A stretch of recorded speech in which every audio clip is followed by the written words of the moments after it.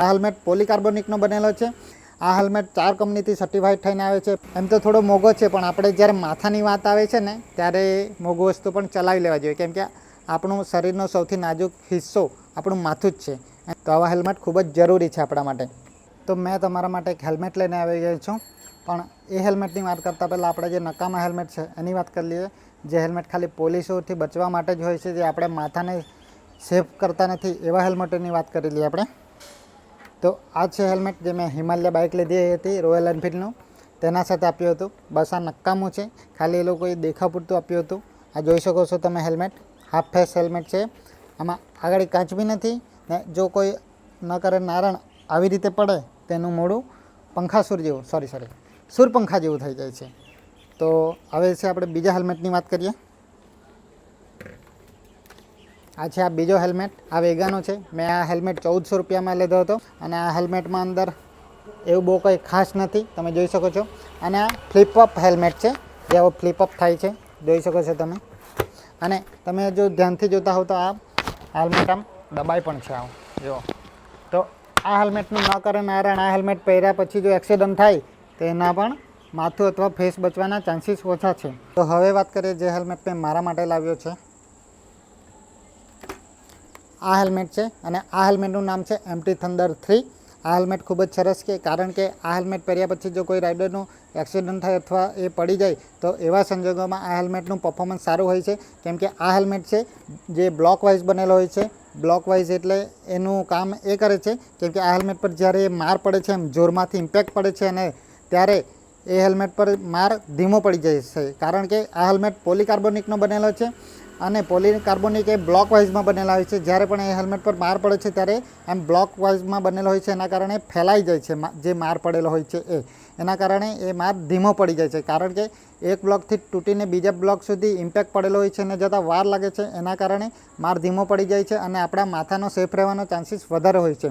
આ helmet 4 કંપનીથી certified થઈને આવે છે। પહેલું EC એ યુરોપિયન ઇકોનોમિક કમિશન છે અને બીજું છે DOT A department of transformation છે અને ત્રીજું છે આપણા ભારત દેશનું એ છે ISI અને ચોથું છે શાર્પ। જે EC વાળા પણ અલગ અલગ પ્રકારની ટેસ્ટ કરીને આ હેલ્મેટ તમારા માટે અને આપણા માટે પ્રસ્તુત કરે છે અને DOT પણ એ જ રીતે ટેસ્ટ કરે છે અલગ અલગ। હવે ISIનું તો શું કહેવાય, ISIના હેલ્મેટ તો રોડ પર બી મળે છે, માત્ર એ ISIવાળા હેલ્મેટ પોલીસોથી બચવા માટે જ હોય છે, એ આપણે માથાને સેફ નથી કરતા। જેમ કે મેં 2 હેલ્મેટ તમને આગળ બતાવી ચૂક્યો છું, એ આપણે માથાને ક્યારેય પણ સેફ નથી કરતા, તો એવા હેલ્મેટ આપણે ક્યારેય નહીં પહેરાવવા જોઈએ।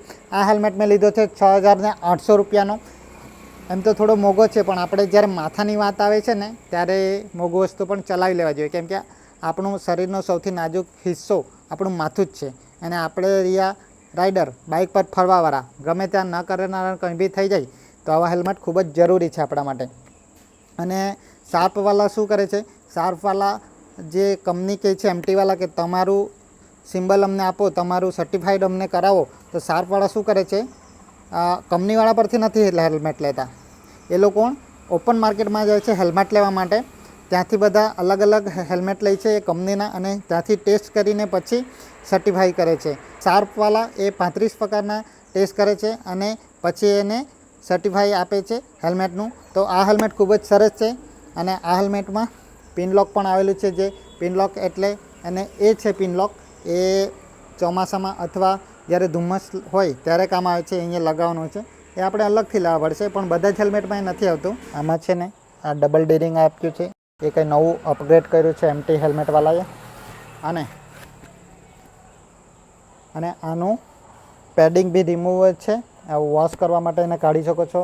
આ પેડિંગ મસ્ત છે, સોફ્ટ, અને આ હેલ્મેટ ફ્લિપઅપ નથી। અને આ હેલ્મેટનું સ્પોઇલર જોઈ શકો છો તમે, અને સ્પોઇલર કહેવામાં આવે છે જ્યારે તમે હાઈવે પર હોવ ત્યારે આ જે ડિઝાઇન બનાવવામાં છે એને હવા એવી રીતે પાસ કરે છે જેના કારણે તમને થાક ઓછો લાગે છે। અને આમાં વેન્ટિલેશન માટે 2 જગ્યાએ આપ્યું છે, એક અહીંયા છે, આ ઉપર નીચે થાય છે, આમાંથી હવા જાય છે, અને બીજું છે અહીંયા, જે તમને ખૂબ જ ગરમી લાગતી હોય ત્યારે એને તમે ખોલી શકો છો। અને ત્રીજું છે સનવાઇઝર,